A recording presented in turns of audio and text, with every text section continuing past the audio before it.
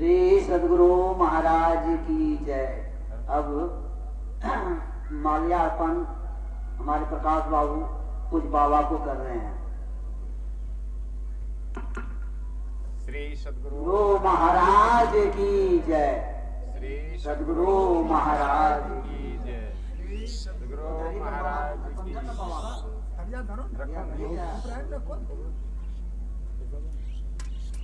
रखो थाली रखी न रखो माला उठावो हाँ अब इनका श्री सद्गुरु महाराज की जय। श्री सद्गुरु महाराज की जय। श्री सद्गुरु महाराज की जय। अब संत स्तुति से सत्संग प्रारंभ होने जा रहा है। हम लोग शांति पूर्वक संत स्तुति से सत्संग प्रारंभ करें। श्री सद्गुरु महाराज की जय।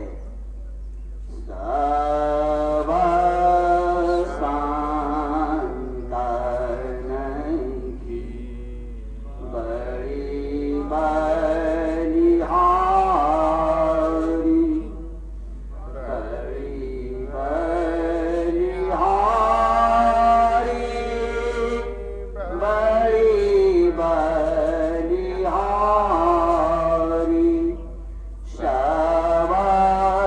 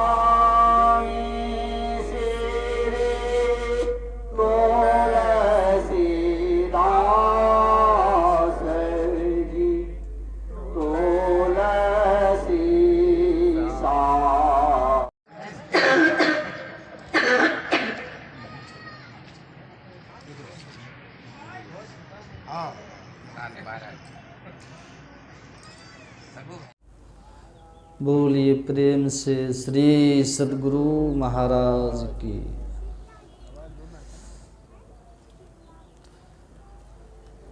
एक बार हृदय खोल के जयकार करें। बोलिए प्रेम से श्री सद्गुरु महाराज की, श्री सद्गुरु महाराज की।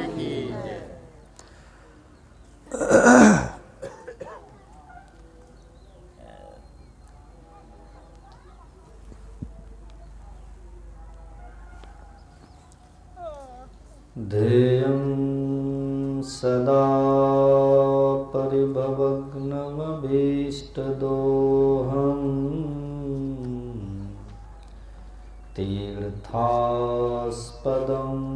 शिवविरञ्चिनुतं शरण्यं भृत्यार्तिहं प्रणतपाल भवाब्धिपोतं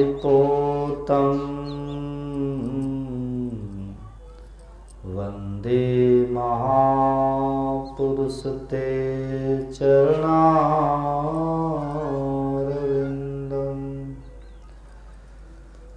बोलिए प्रेम से श्री सद्गुरु महाराज की जय, श्री सद्गुरु महाराज की जय, श्री सद्गुरु महाराज।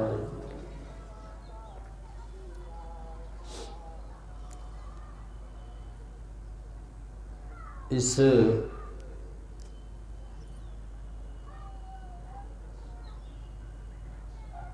बच्ची के छठी के शुभ अवसर पर हमारे प्रकाश बाबू अपने आवास पर संतमत सत्संग का आयोजन रखे हैं। उसी के उपलक्ष्य में हम सबों को यहाँ बुलाए हैं और हमारे श्रद्धेय, क्या नाम है आपका? है हाँ, सत्येंद्र बाबू, इनके माध्यम से मैं पहली बार आप लोगों के बीच आया। सत्संग प्रेमी महानुभावों, धर्मानुरागिनी माताओं, धर्मशिला बहनों, सबों को मेरा प्रणाम।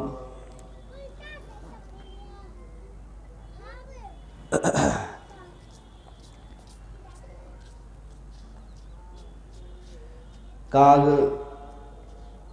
भुसुंडी और गरुड़ के बीच संवाद गोस्वामी तुलसीदास जी महाराज की अनुभव वाणी का प्रकटीकरण हम लोग सुन रहे थे। आप ऐसा समझ सकते हैं कि गरुड़ के रूप में हम लोग हैं और काग भुसुंडी के रूप में तुलसीदास जी महाराज या कोई संत है। मानव मन के अंदर उठने वाले समस्त आध्यात्मिक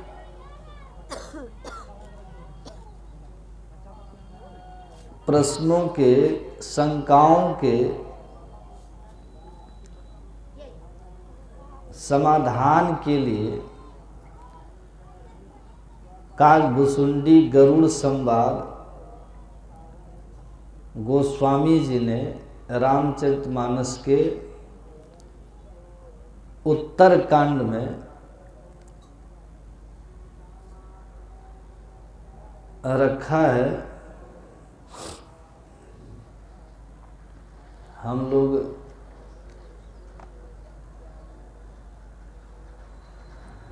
बिल्कुल गरुड़ के ही जैसे अपने जीवन में सुख के लिए प्रयास करते हैं। हमारे जीवन में भी बहुत तरह की घटनाओं को लेकर मन में बहुत तरह के संकल्प उठते हैं।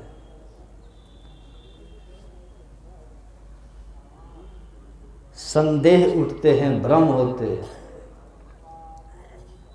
और जब किसी भी बात को लेकर, किसी भी महापुरुष को लेकर हमारे मन में संदेह होता है, तो फिर संशयात्मा विनश्यति, हमारी श्रद्धा का नाश होता है। और जब सद्गुरु के प्रति, संत के प्रति, ईश्वर के स्थिति के प्रति, या फिर संत की बताई हुई साधना के पद्धति के प्रति आपके मन में संशय होगा, तो स्वाभाविक रूप से साधना के प्रति आपकी जो लगन है वो घट जाएगा। आपके मन में किसी बात को लेकर के संदेह हो जाए, स्वाभाविक है, होता ही है। आप किसी रास्ते से जा रहे हैं, आपको केवल संदेह हो जाए कि रास्ता ये गलत पकड़ लिए, तो आपकी गाड़ी की स्पीड कम हो जाएगी, होगी कि नहीं? जब तक समाधान न हो जाए कि रास्ता सही है, फिर तेज स्पीड में आप बढ़े, स्वाभाविक है ना? तो किसी भी तरह की जब हमारे मन में शंका, संदेह उत्पन्न हुआ, तो हम जिस तरफ बढ़ रहे हैं उस तरफ बढ़ने की गति हमारी रुक जाती है, घट जाती है। तो इसीलिए कहते हैं गुरु महाराज, क्या कहते हैं कि एक बार में समझ में न आए तो पुनि समझिए, है ना? फिर से समझिए, क्योंकि जब तक ठीक ठीक समझ में नहीं आएगा, अरे हारे में ही समझ बोध जे होई, रहनीता सम कर लीजिए। जब तक आपको ठीक ठीक समझ नहीं होगा, बोध नहीं होगा, आपकी रहनी वैसी नहीं हो सकती है। जब स्वयं संशय में है कि जो दीक्षा दी गई है, इस दीक्षा से मुक्ति होती है कि नहीं, तो ध्यान में मन लगेगा, संदेह रहेगा। मन में किसी तरह का आध्यात्मिक संदेह पैदा हो गया, साधना में मन लगेगा। कबीर पारख मत के एक प्रचारक हैं पूर्णिया के, उनका सत्संग सुन के एक नवयुवक आया, कहता है कि बाबा एक सप्ताह से ध्यान भजन करने में हमारा जो है मन स्थिर नहीं होता है। पूछा क्यों? कहा कि महात्मा जी प्रवचन कर रहे थे, अब प्रवचन में उन्होंने कहा कि जब तुम्हारा शरीर साधना करते छूट जाएगा तो बिंदुनाद कहाँ रहेगा? सुना रहे थे प्रवचन में, बिंदुनाद कहाँ रहेगा बताओ?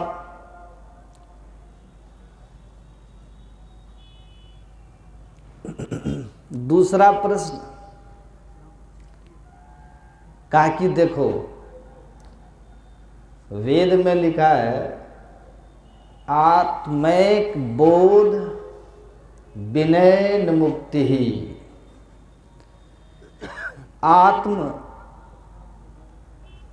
आत्मैक बोध मतलब आत्मा से एकता का जब तक बोध नहीं हो तब तक मुक्ति नहीं हो। तो आत्मा से एकता, मैं आत्मा हूं, तो मैं आत्मा हूं बोल रहे हो तो कि तुम आत्मा हो कि नहीं हो? तो कहा कि हां।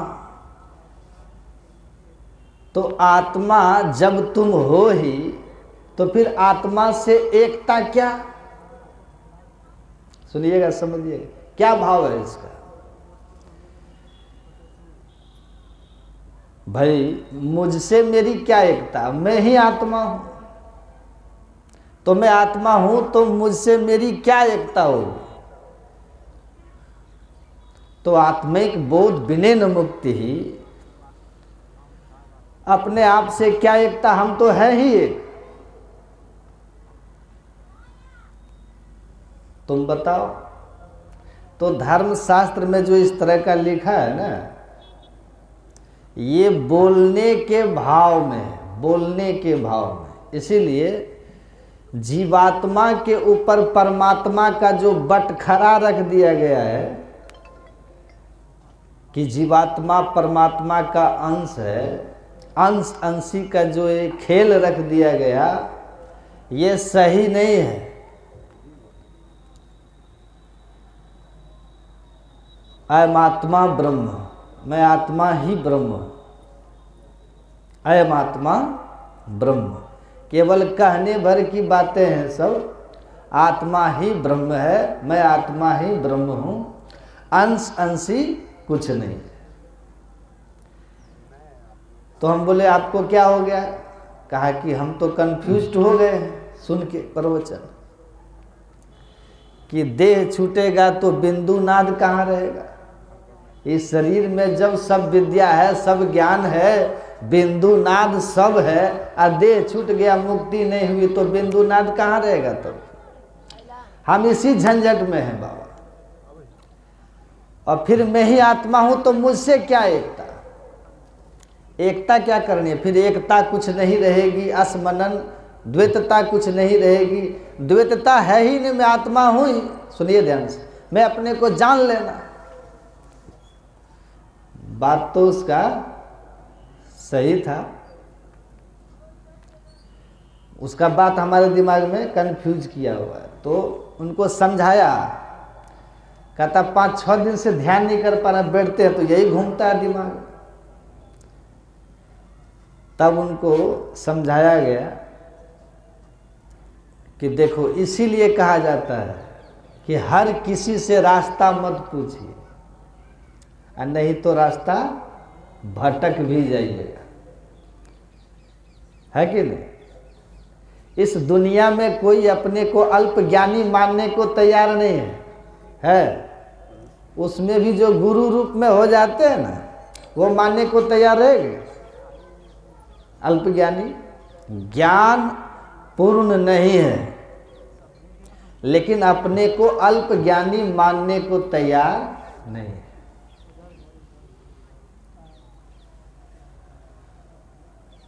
और ऐसे अल्प ज्ञानियों से जब तुम पूछोगे तो वो न जानते हुए भी अपनी अज्ञानता छिपाने के लिए तुमको अंदाज से कह देंगे कि हाँ यही राह है कि नहीं? अपनी अज्ञानता छुपाने के लिए कह देंगे यही रास्ता है।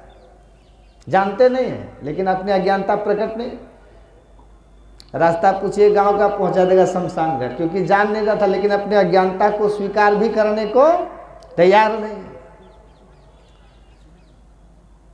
तो देह एक ही है, जो कबीर मत के जो कह रहे थे, देह एक ही है, एक देह है, ये स्थूल देह। तो इसके अंदर सूक्ष्म देह है कि नहीं? घट में घटता माही घट है, ते ही घट में घट पासा है साधो, सगुण जड़ घट चारि चौथ में चेतन अगुण तन खासा है साधो। गुरु महाराज कहते घट में घटता माही घट है, गागर ऊपर गागरी। कबीर साहब कहते हैं ना, चोले ऊपर द्वार, सूली ऊपर साथरा, जहां बुलावे यार। तो घट में घट है, गागर ऊपर गागरी है। संतों 6 प्रकार की देही, कबीर साहब कहते हैं। वेदांत दर्शन में भी लिखा है, कहीं 3 शरीर, कहीं 5 शरीर का वर्णन है। तो एक स्थूल देह छूटता है, उसको रहने के लिए सूक्ष्म देह है कि नहीं है? जीव किसके साथ निकलता है? सूक्ष्म शरीर के साथ।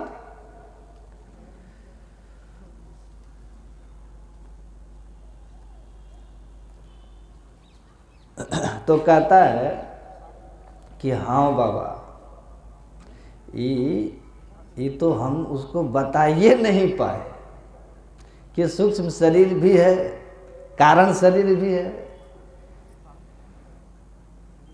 देखिए उनको बताते भी ना तो कहता ये सब कहने की बात है, बता भी देंगे ना तो कहेगा ये सब कहने की बात है, मानने को तैयार नहीं। क्यों? क्योंकि उसको बिना आत्मोन्नति के शिखर पर पहुंचे संत महर्षि में ही की बराबरी का संत बनने का शौक है कि नहीं? शौक है। तो उनकी बराबरी कैसे होगी? शौक है तो कैसे मान लेगा कि हम नीचे हैं? नहीं मानेगा ना।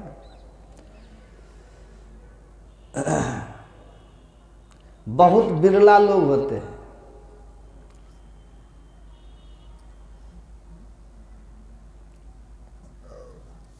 कंचन तजना सहज है, सहज तिरिया का नेह। मान बड़ाई ईर्खा दुर्लभ तजना। ये मान बड़ाई किसे छोड़ देगा कि हम उनके बराबर के नहीं हैं? ये जो महर्षि महेश योगी जानते हैं ना, गुरु महाराज के सत्संग से प्रवचन से अच्छी तरह समझ गए थे महेश योगी कि मोक्ष का मार्ग नादानुसंधान की क्रिया के बिना पूर्ण नहीं होता। आवागमन का चक्र बिना नादानुसंधान की क्रिया करके सार शब्द प्राप्त किए मुक्ति नहीं होती। लेकिन दीक्षा लेने के लिए तैयार नहीं थे, क्योंकि उसके तो खुद हजारों चेले थे पूरे दुनिया में, और उसको लगता था कि हम दीक्षा लेंगे तो हजारों शिष्यों को यह लगेगा कि हमारे गुरुजी ही अब दीक्षा ले रहे हैं, ये तो खुद अधूरे हैं। वो दीक्षा लेने को तैयार नहीं थे, नहीं से नहीं लिया दीक्षा महर्षि महेश योगी गुरु महाराज जी से। वो चाहते थे कि हमको ऐसे बराबरी में बैठ करके बता दिया जाए कि लोग जाने भी नहीं कि दीक्षा लिए, और हम जान जाएं कि नादानुसंधान कैसे होता है। सोचिए, गुरु महाराज ने नहीं बताया, कहा ऐसे नहीं बताया जाता, गुरु शिष्य परंपरा है। इसीलिए ने कहा गुरुआ तो बहुतक फिरे, ज्ञान ध्यान सुधि नाही, तार सके ना एक को, गहे बहुत की बाहें। एक का उद्धार, खुद का उद्धार करने की क्षमता नहीं है, क्योंकि खुद ही नहीं जानते हैं कि वो सार शब्द जिससे सूरत सार शब्द ध्वनि संग सूरत हो अकह में लीनी, अध्वनि शब्द अनाम परम पद गति की भीनी, द्वंद्व द्वैत सो रहित सो प्रभु पद पाई के, अरे हारे में ही सूरत न लौटई बहुरी न जन्मई आई के। ये कौन कहेगा? वही न कर सकते हैं। निज अनुभव अब कहो खगेशा, जिनके पास अनुभव है वही न कहेगा, जिनके पास अनुभव है वही न ऐसा कहेगा। तो चाहते थे कि हम वो सार शब्द की साधना को जान जाए महर्षि महेश योगी, लेकिन शिष्य नहीं बने, क्योंकि मान बड़ाई, अपना उद्धार नहीं कर पा रहे हैं, लेकिन तार सके न एक की गहे बहुत की बाह, हजारों की बाह पकड़ा हुआ है कि हम तुमको मुक्त कर देंगे। अब भैया खुद ही तैरने नहीं जानते हो, तुम खुद ही किनारे पर ही घूमते रहोगे, सबको घुमाते रहोगे, उतरोगे नहीं नदी में, क्योंकि तैरना नहीं जानते।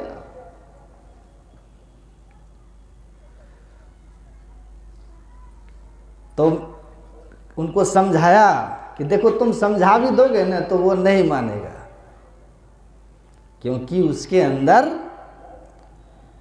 अपने अज्ञानता का समझ होने के बावजूद,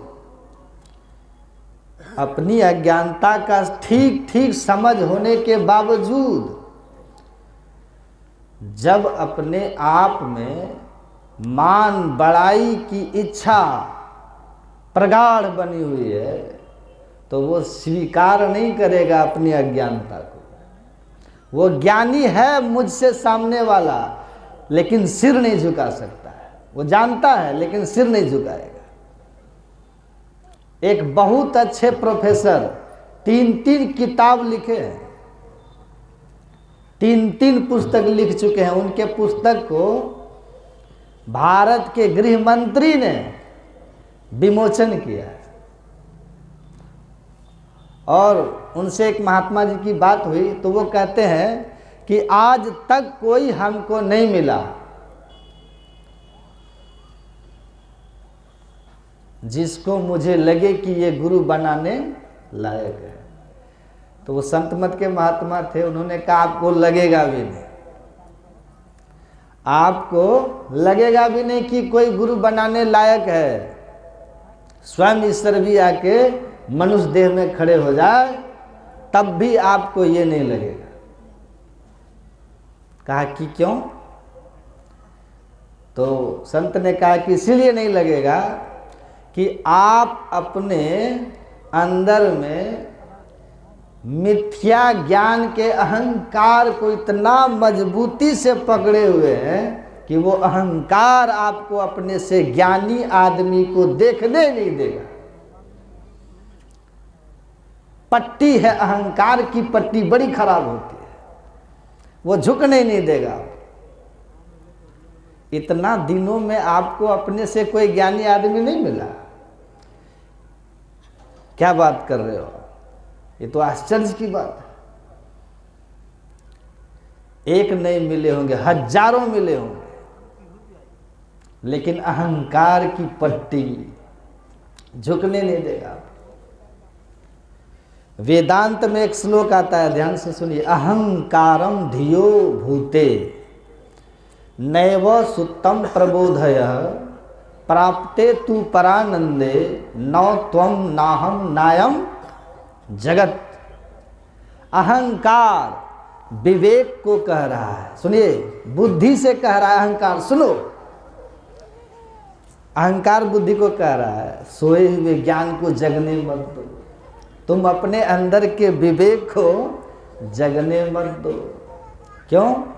कहा कि अगर ज्ञान की जागृति हो गई ना तो न अहंकार न मैं रहूंगा। ज्ञान में अहंकार गलित हो जाता है, होता है कि नहीं? तो अहंकार कह रहा है बुद्धि को, जब मैं था तब हरि नहीं, अब हरि है मैं नहीं। मैं तो खत्म हो जाएगा ना, अहंकार खत्म हो जाएगा अगर ज्ञान हो गया तो अहंकार कहता है बुद्धि को कि जैसे ज्ञान दृष्टि खुलेगी ना भाई, मेरी तो स्थिति खत्म हो जाएगी, मैं तो मर ही जाऊंगा, आज तुम भी खत्म हो जाओ। कौन कहता है? अहंकार। और ये संसार भी नहीं रहेगा। ज्ञान में संसार है, ज्ञान होने पर संसार है। जिसको ज्ञान दृष्टि प्राप्त हो जाती है उसके लिए संसार ब्रह्ममय हो जाता है, संसार संसार नहीं रहता। सर्व खलविदम ब्रह्म जित देखु तित श्याममयी, जेहि जाने जग जाई हेराई, जागे जथा स्वप्न ब्रह्म जाई। जागने पर जैसे स्वप्न का भ्रम नष्ट हो जाता है, उसी तरह अहंकार बुद्धि को कहता है आत्मज्ञान जगा, आत्मज्ञान के पथ पर मत बढ़ो। आत्मज्ञान जैसे ही जगेगा न अहंकार रहेगा, न बुद्धि रहेगी, न ये संसार रहेगा। जैसे जागने पर स्वप्न के समस्त दृश्य तिरोहित हो जाते हैं, वैसे ही आत्मज्ञान में संसार की विविधता समाप्त होकर के एक ही एक ब्रह्म की स्थिति रह जाती है।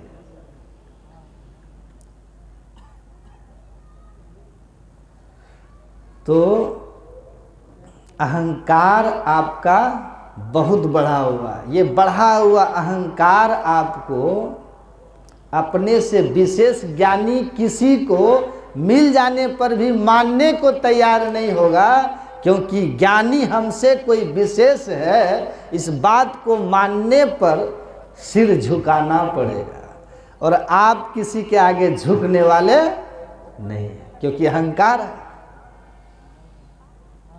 तो जीवन व्यर्थ चला जाएगा, जीवन व्यर्थ चला जाएगा। अहंकार से सब कुछ विनष्ट है, अहंकार से सब कुछ विनष्ट होता है, नष्ट होता है, व्यर्थ होता है, व्यर्थ हो जाता है।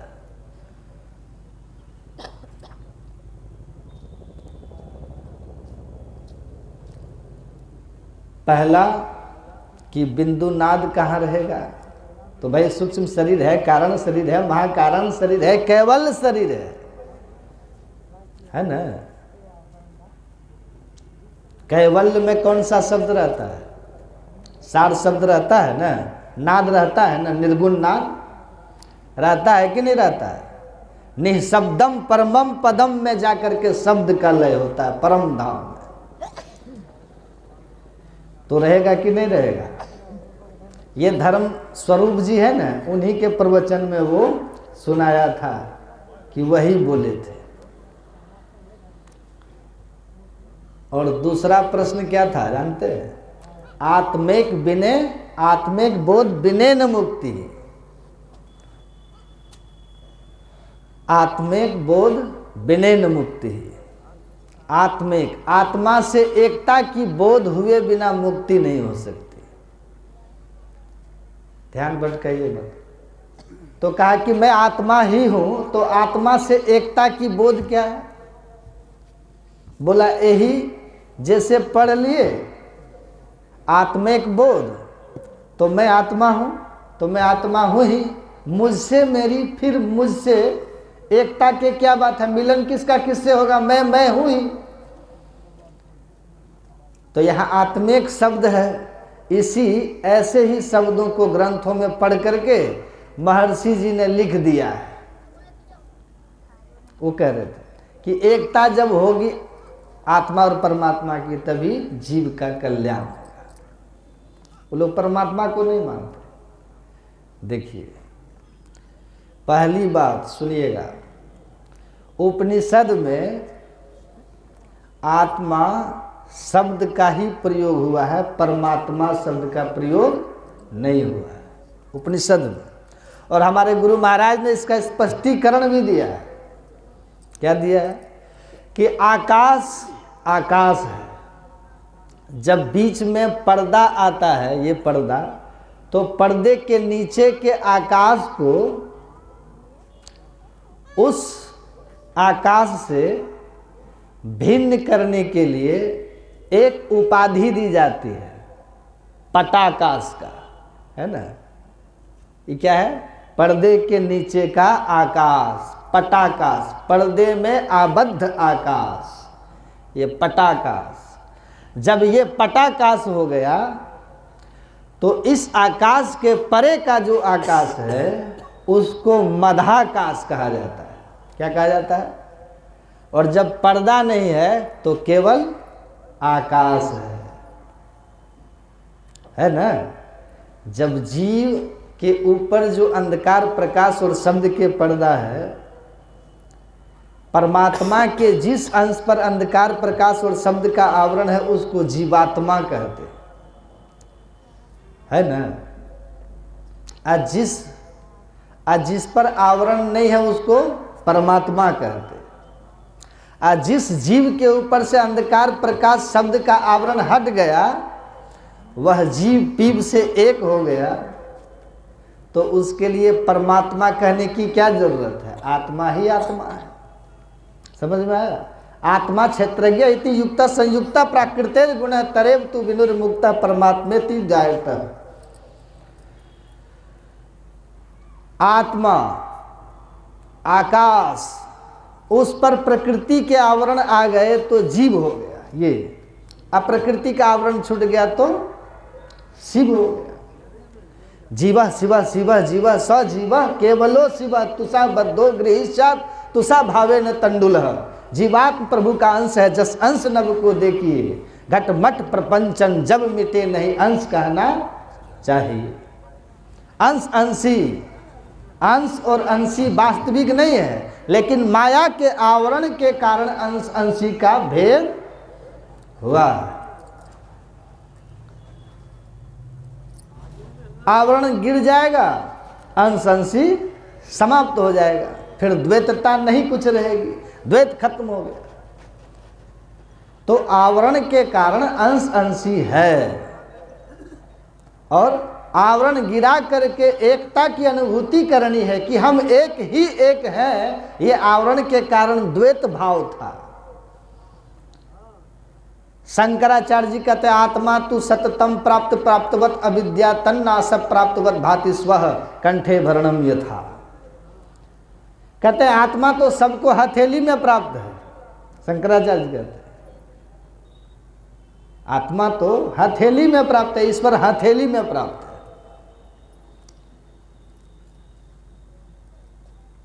लेकिन अविद्या के आवरण के कारण उसका ज्ञान नहीं हो पाता है। आत्मा शब्द वहां ईश्वर के लिए, कहते हैं हथेली में प्राप्त है आपको ईश्वर, लेकिन अविद्या के कारण, माया के आवरण के कारण आपको उसकी अनुभूति नहीं होती है। जैसे ही अविद्या का नाश होता है, माया का आवरण का नाश होता है, आत्मा उपलब्ध हो जाती है, अनुभव में आ जाती है। अब फिर लगता है कि मैं ही ब्रह्म हूं, अहम ब्रह्मास्मि, है ना, मैं ब्रह्म हूं। लेकिन अभी कह सकते हैं कि मैं ब्रह्म हूं, अभी कह सकते हैं आप कि मैं ब्रह्म हूं। आप ब्रह्म हैं, पर ये आपका अनुभव नहीं है, क्योंकि जिस अवस्था में मैं ब्रह्म हूं की अनुभूति होती है, उस अवस्था में आप नहीं है।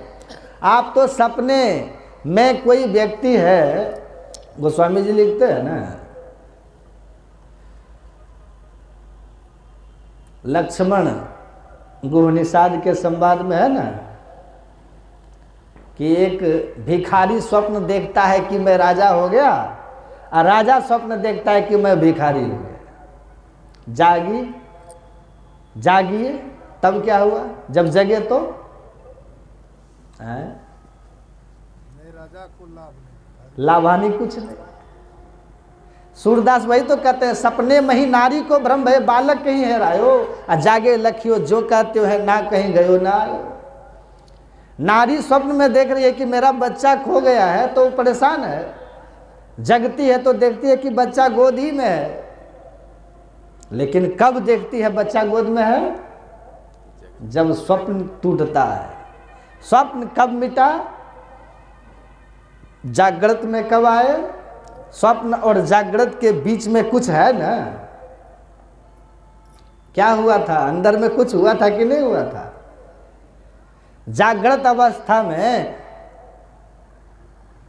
यहां ये अभी सत्संग हो रहा है, स्वप्नावस्था में कुंभ का मेला है, तो सोए तो कुछ न अंदर घटना हुई तब ना, जिसके कारण मंदिर ये पंडाल खत्म हो गया और कुंभ का मेला दिखने लगा। तो संत लोग कहते हैं हाँ, घटना भीतर घटी है, बिल्कुल सच बात है। वो घटना यही है कि नेत्रस्थम जागृतम विद्यात कंठे स्वप्नम समाविशेत। जागृत में आप दोनों आंखों के मध्य में थे, तो 14 इंद्रियों के साथ आपको ये संपूर्ण संसार का ज्ञान हो रहा था। जब सोए तो चेतन की धार सिमट करके कंठ में आ गई, 5 कर्मेंद्रिया 5 ज्ञानेंद्रिया आपकी छूट गई, 4 अंतःकरण की इंद्रिया रह गई, मन बुद्धि चित्त अहंकार, और मन के संग होने के कारण मनोमय जगत में आप हैं। मन सोए हुए में भी दुनिया में दौड़ रहा है, तो जो जो संस्कार भीतर है उसको दिख रहा है, उसको दिख रहा है। तो जगने और स्वप्न दोनों के बीच का ज्ञान में भेद होता है, क्योंकि स्थान का भेद होता है। आँख शिव नेत्र से जीव कंठ में आ जाता है, गहरी नींद में हृदय में चला जाता है, तो स्वप्न भी खत्म हो जाता है। जब आप सोते समय कंठ में जाते हैं, स्वप्न देखते हैं, फिर वहाँ से नीचे उतर के गहरी नींद में आते हैं हृदय में, तो फिर वापस कंठ में आते हैं, फिर स्वप्न देखते हैं, फिर जग जाते हैं। तो लौटते समय जो आपने स्वप्न देखा वो स्मरण रहा, और नीचे जब जाते समय स्वप्न देखे वो आपको स्मरण नहीं रहेगा। तो स्थान भेद से ज्ञान भेद है। दृष्टि भेद, स्वप्न की दृष्टि, जागृत की दृष्टि। महापुरुष लोग यही ज्ञान समझाते हैं, यही ज्ञान अनुभव पद में पहुंचे हुए हैं ना। ये तार्किक लोग हैं, दार्शनिक लोग हैं, अंदाज से बोलते हैं, खुद भटके हुए लोग हैं, दूसरे को भटकाने वाले।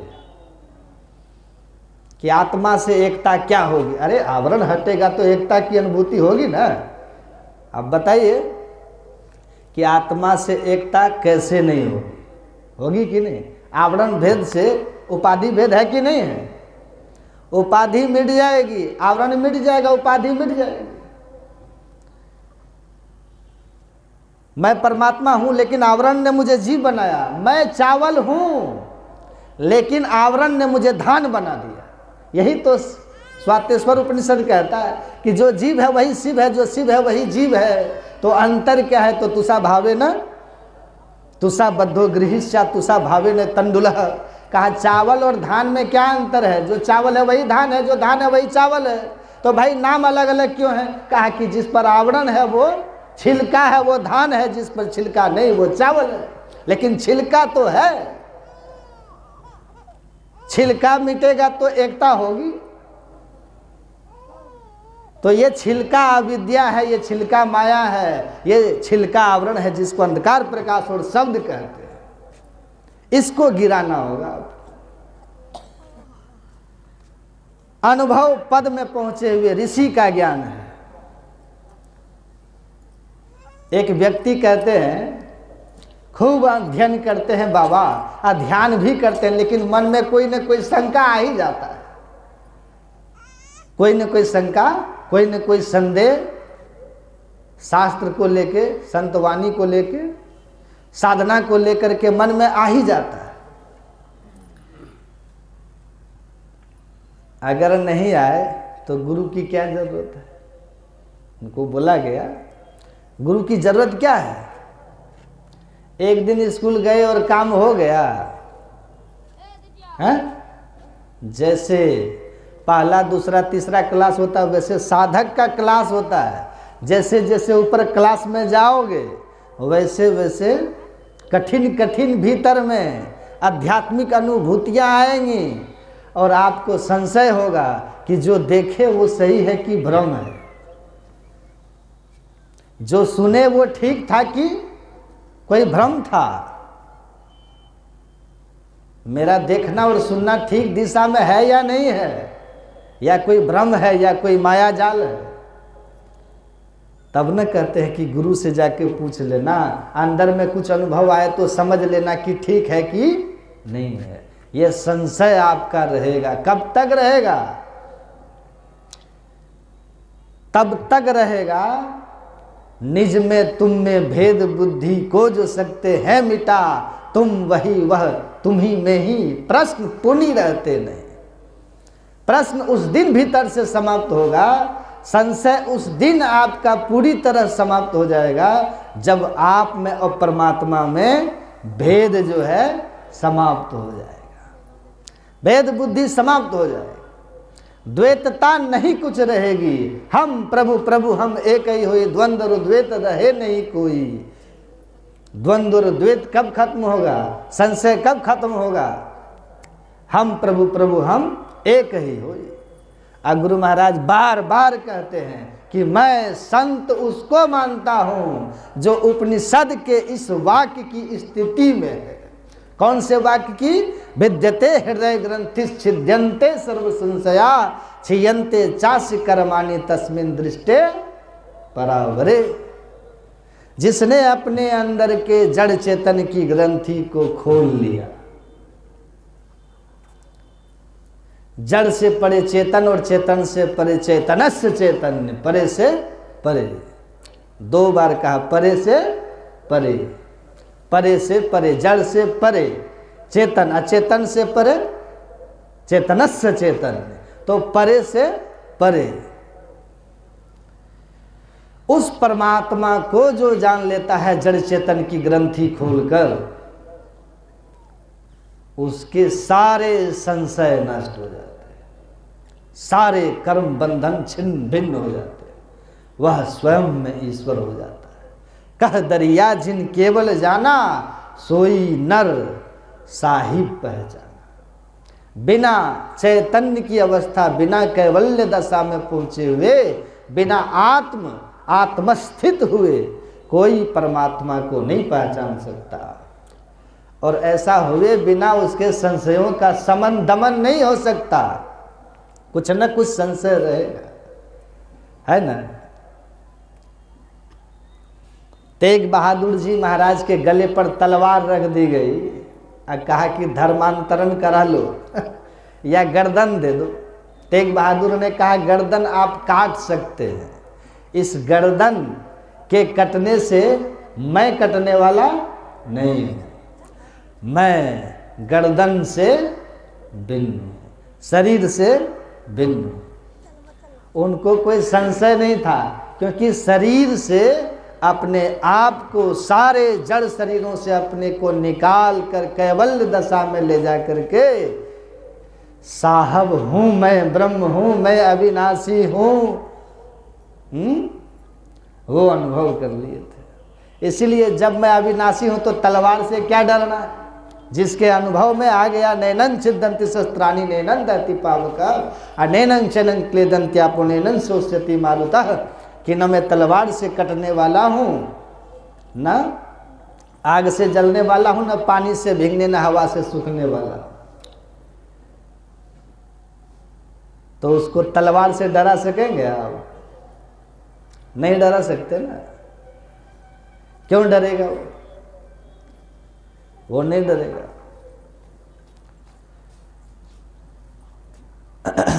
एक घर में ठहरे थे, घर वाला हमसे कहा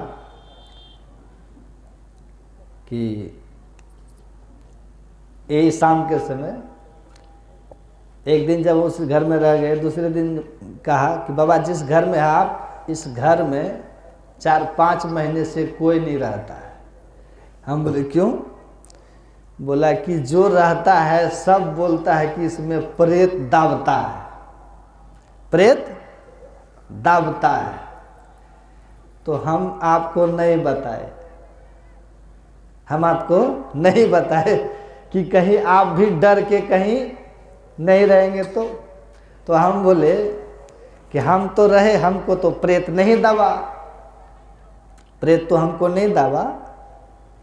तो कहा कि नहीं, हम सोचे, हम बोले सुनिए अभी तो हमको आज भी रहना है ना। तो कहा हाँ बाबा। हम बोले आप कल भी कह देते कि इसमें प्रेत रहता है, जो सोता उसका गर्दन दबाता है, तब भी हम इसी में सोते, क्योंकि हमको प्रेत से कोई डर ही नहीं, प्रेत से हमें कोई डर नहीं लगता। जब हमको प्रेत से डर ही नहीं है, हमको पूर्ण विश्वास है कि प्रेत हमको छू नहीं सकता,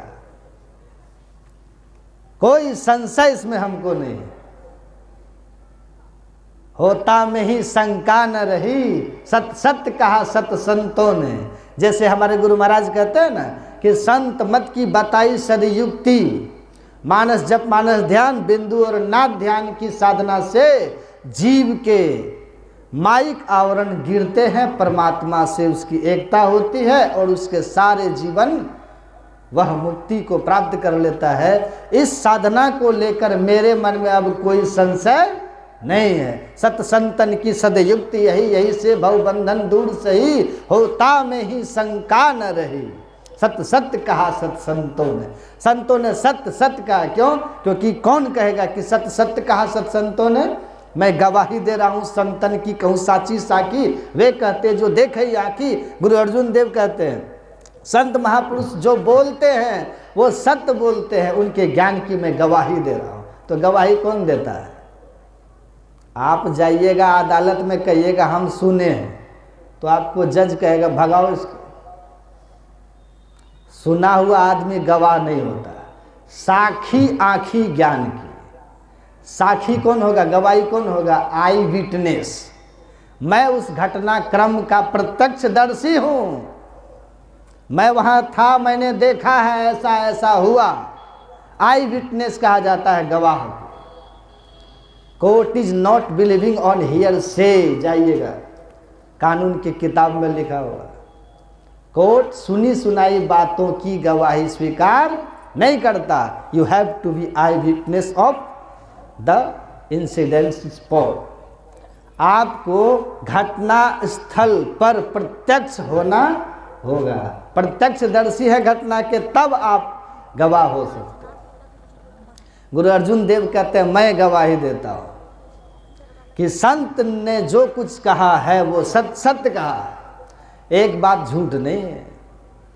गुरु महाराज कहते हैं संतों की बताई हुई सदयुक्ति से मुक्ति होती है, मैं उसकी गवाही, मुझे कोई शंका नहीं है। शंका किसका मिटा? विद्यते हृदय ग्रंथिस। कबीर साहब कहते हैं जाको अनुभव आग लगी, कसमल सकल जरी पद भीतर तन भीतर ऐसी प्रेम पगी।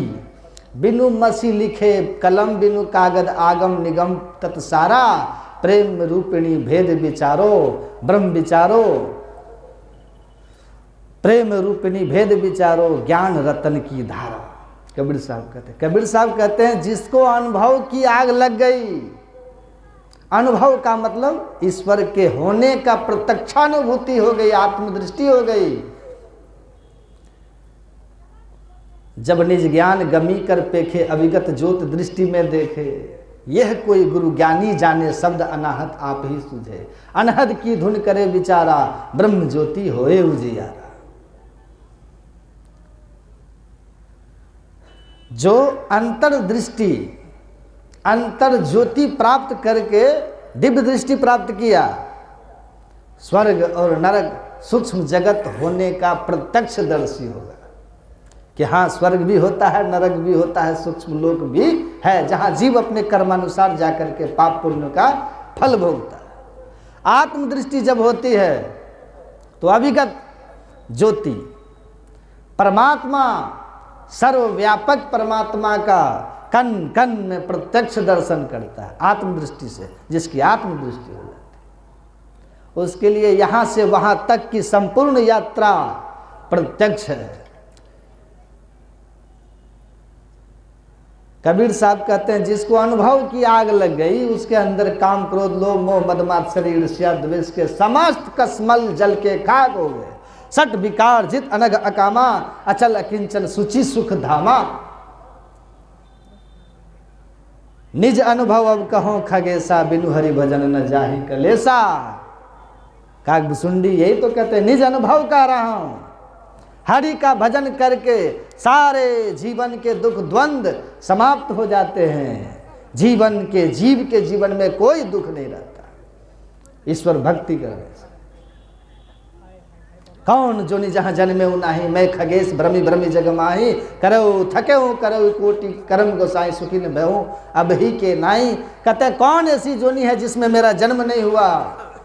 हे गरुड़ जी, हर योनि में मैंने धन संपत्ति परिवार कुटुंब समारे। जिस जोनी में था उस जोनी में अच्छी से अच्छी जो व्यवस्था हो सकती थी वो हमने किया है। करोड़ों उपाय करके हमने देख लिया, कभी शांति नहीं मिली, सुख नहीं मिला। आज मैं सुखी हूं। क्यों? क्योंकि आज अनुभव है मुझे, आज उस तत्व का मुझे अनुभव हो गया, सुखी हो गया। परमात्मा की भक्ति की, परमात्मा की अनुभूति हो गई और अब मैं अनुभव से कह सकता हूं कि परमात्मा की भक्ति करके जीव के जीवन का दुख चला जाता है। पहले ये काम नहीं किया था, ये स्थिति मेरी नहीं थी, दूर था, आज इस अवस्था में हूं, दुख समाप्त हो गया, दुख समाप्त हो गया। तो अनुभव है तेग बहादुर को कि मैं शरीर से मुक्त हूं, अस्त्र शस्त्र नहीं काट सकते।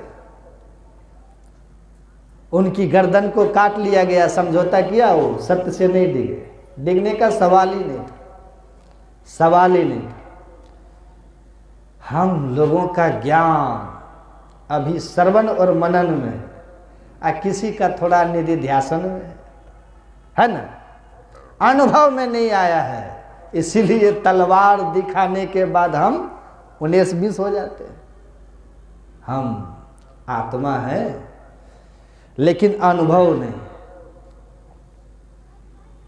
जिनको अनुभव है उनके जीवन में देखिए भीतर की जो व्यवस्था है ना, वो आचरण, भीतर की जो अवस्था है वो आचरण में आपको दिखाई देता है, आचरण में दिखाई देता है कि आपके भीतर की अवस्था बाह्य आचरण में प्रत्यक्ष हो। एक संत की रहनी, एक संसारी की चाल एक जैसी नहीं हो सकती। समय आएगा, संत प्रकट हो जाएंगे, समय आएगा। काल ने मिजमी रावण राहु, उग्रही अंत न हो ही निभा।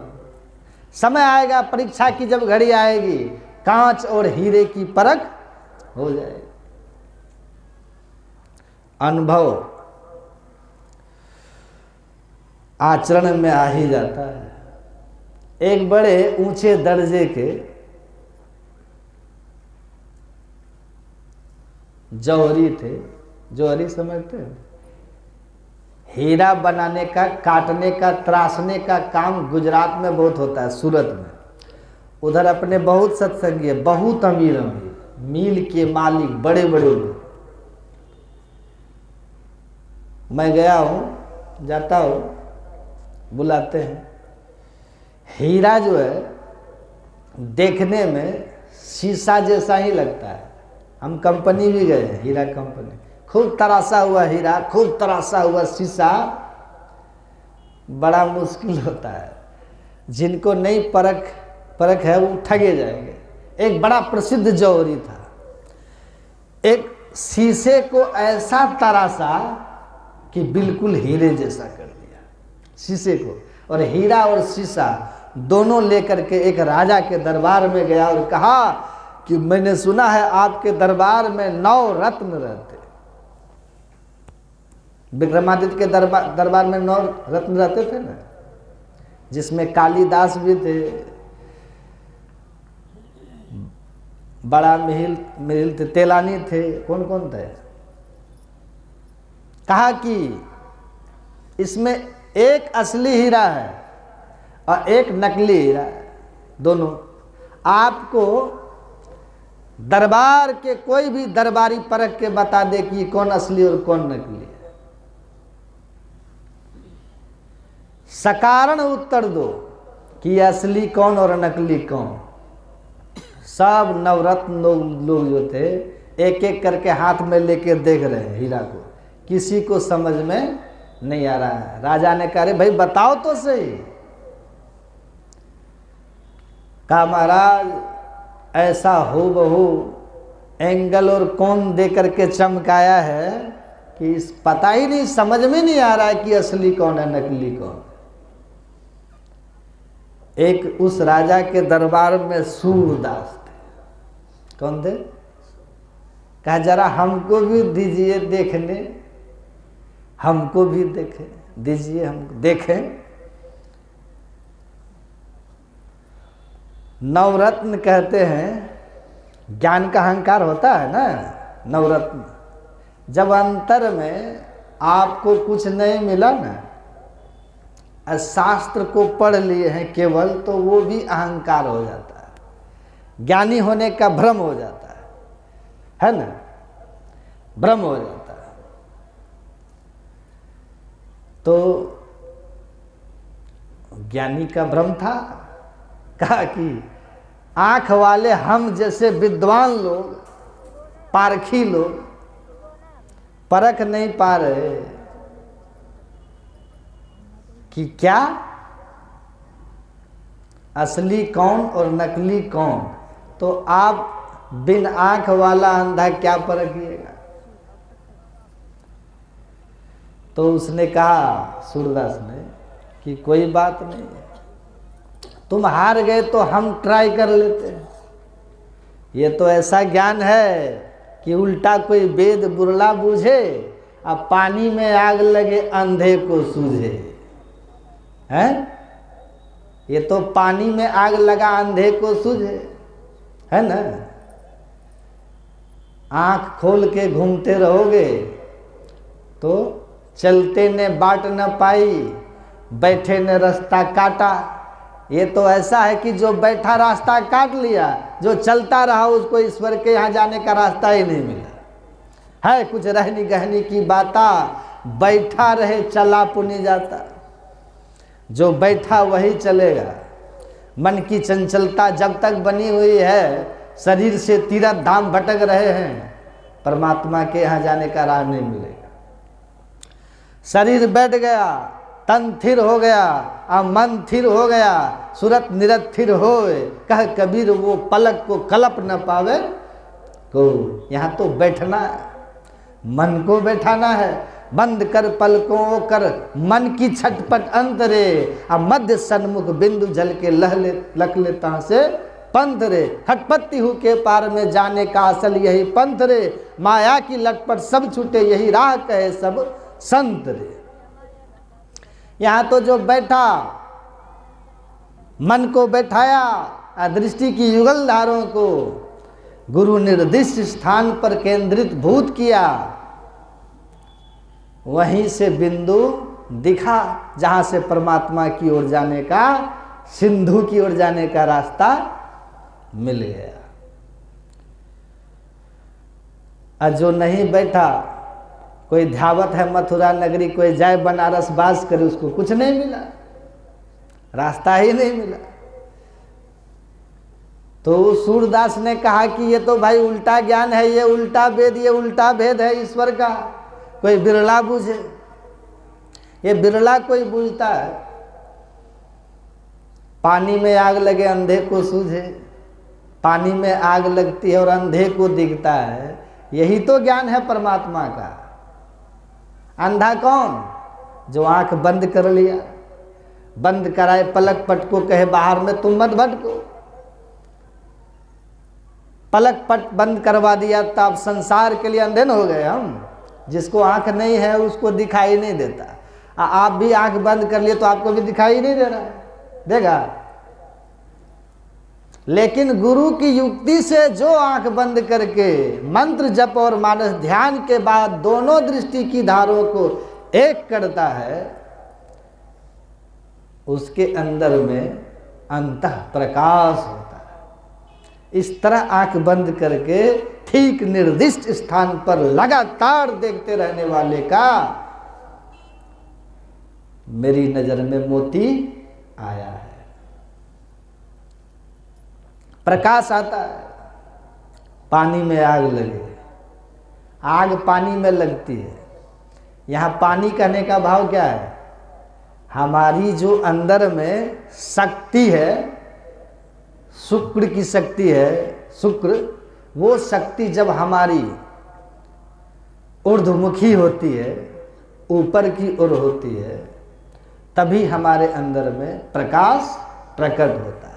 इसलिए कहा जाता है कि संयम का जीवन जरूरी है साधना में। का अंधे को ही दिखेगा, देख लेता हूं, प्रयास कर लेता हूं, है कि नहीं? कहा अच्छा देख लो। राजा ने कहा भाई देखने दो, जब तुम आंख वाले न देख सके, न परख सके, तो इस सूरदास को भी देख लेने दो। कहा हमको लेकिन 5 मिनट का समय चाहिए महाराज। कहा कि ले लीजिए, आपको 1 घंटा का टाइम दिया। वो कहा हमको दरबार से बाहर निकाल दीजिए। दरबार से बाहर चले गए सूरदास। धूप में गया, दोनों हाथ इस तरह से कर दिया, हाथ खोल दिया। कुछ देर तक धूप में दोनों हाथ को छोड़ के रखा, खुला रखा। उसके बाद धीरे धीरे दोनों मुट्ठी बंद किया। मुट्ठी बंद किया, अंदर आ गया राजमहल। आकर के जौहरी को कहा, ए लो असली हीरा। दाहिने हाथ में जो मुट्ठी में था, कहा कि ये लो असली हीरा, देखो। देखा, कहा कि हाँ असली है। कहा ये नकली, ये नकली, ये असली। जौहरी से राजा ने कहा कि क्या ये सही कह रहा है? कहा हाँ महाराज, ये असली और नकली की परख सही किए, लेकिन कैसे किए बताना होगा।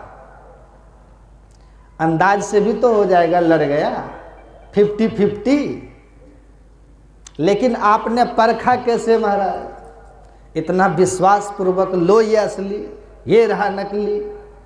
तो ऐसा विश्वास तो अनुभव से आया होगा ना, कुछ अनुभव हो गया जिससे वो फर्क कर सका। ऐसा विश्वास, ऐसा अनुभव हुआ तो कुछ अनुभव हुआ होगा। क्या अनुभव हुआ? कैसे परखा? कहा कुछ नहीं, ले जा करके धूप में हाथ खोल दिए। हमको ये ज्ञान है, हमको ये ज्ञान है कि हीरा जो